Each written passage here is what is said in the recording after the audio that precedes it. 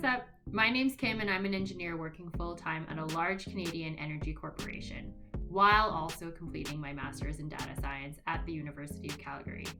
A little bit about me, I graduated with my bachelor's in chemical engineering and started working straight out of school. I decided to go back this year to grad school and pursue my master's in data science in September. My aim for this video is to touch on what data science is, since this is a new stream and there seems to be a large and fast-growing interest in this field. Data scientists, AI, advanced analytics, these buzzy words have been trending over the past years, and it turns out there is a significant amount of people who wonder what exactly is a data scientist and what do they do? I'm hoping this video can shed some light on these questions. I'll also be going over a sample project on local real estate prices that I drummed up and worked on with my newly acquired data science skills. Data science is a broad term, and it's such a massive field. Investopedia defines it as a field that provides meaningful information based on large amounts of complex data or big data. Data science, or data-driven science, combines different fields of work in statistics and computation to interpret data for decision-making purposes. To me, it's using data and insights to formulate analysis and trends regarding a chosen domain or space. It's a combination of programming, domain expertise, and statistics to develop meaningful insights from data. Some companies that are using and employing or building up their data science teams range from consulting firms, big tech companies such as Amazon, and now energy companies in my local city. Different applications include facial recognition, recommender systems such as the ones you see on Netflix, predictive analytics, artificial intelligence, and machine learning. These all have a connection to data science.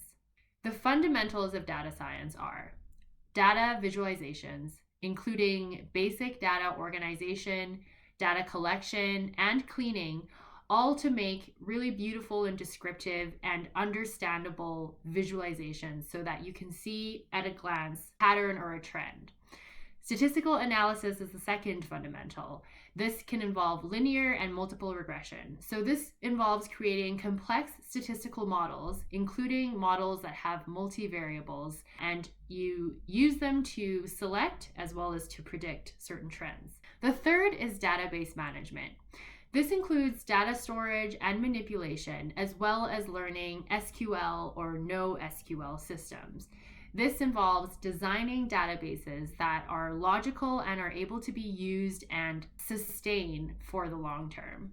So these are the basics, and before going into more complex processes such as machine learning, you have to understand these three concepts or fundamentals first.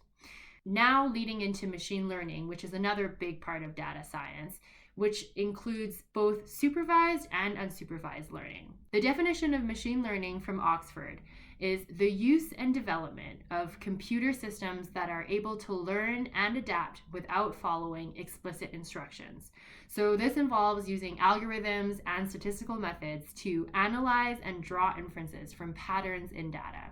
Another big question for data science is, what are the tools that are needed to do a data scientist's job?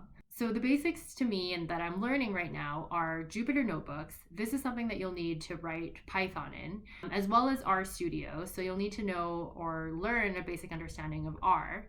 SQL Workbench, understanding what SQL is and working with querying, as well as MongoDB, which is a NoSQL platform. Now I want to show an example with real property listings in Calgary, Alberta, and use this to make a model and predict prices given specific individual variables. I'll also create and show data visualizations that was used with this data. So this is a scraper that I had built using Python to scrape information off of the local real estate site with all the Calgary listings for 2-bedroom and 2-bathroom homes. This code here shows building the data frame from an library called Pandas, and it puts everything into a data frame so that I can actually start doing data visualizations from it. and there's a lot of information, as you can see. So this is the first visualization. This shows the distribution plot of all the data, and it looks to be kind of a normal distribution. Some other cool data visualizations here, comparing price with walk score. This is called a pair plot, so it compares all the different variables with the price variable, and I had it broken down into sectors. This here shows a bar chart comparing the average price with the different sectors in the city. So here I just wanted to see on average if there was a specific sector that had a higher price, and that would be the Northwest, followed by the Southwest. This one was looking at the count plot, and I wanted to see how many listings had the most per sector in the city. Here it looks like Southwest had the most. And this is called a box plot, so it shows different statistical information broken down per sector, showing the median price, minimum, maximum. And this one wanted to show the statistical information of listings broken down into sector and further broken down into the attribute of the number of bedrooms. So here, just as an example, you can see the 1-bedroom homes had a higher dollar per square foot in the Northwest. This is called a correlation heat map. And here are some scatter plots broken down into Northwest and Southwest with the price in the y-axis broken down per community.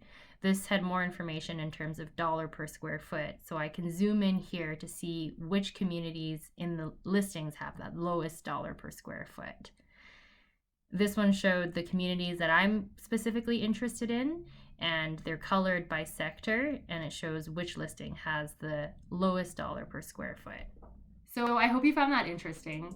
These came out of the concepts I've learned in the first part of the master's program, as well as from extra courses on the side. To summarize, here are some resources below to help you on your learning journey.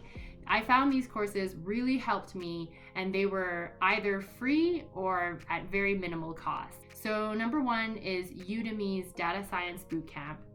Number 2 is Andrew Ng's Machine Learning course, and also Harvard CS50. These really helped set the fundamental learning blocks that helped propel me on this journey and was a lot of fun.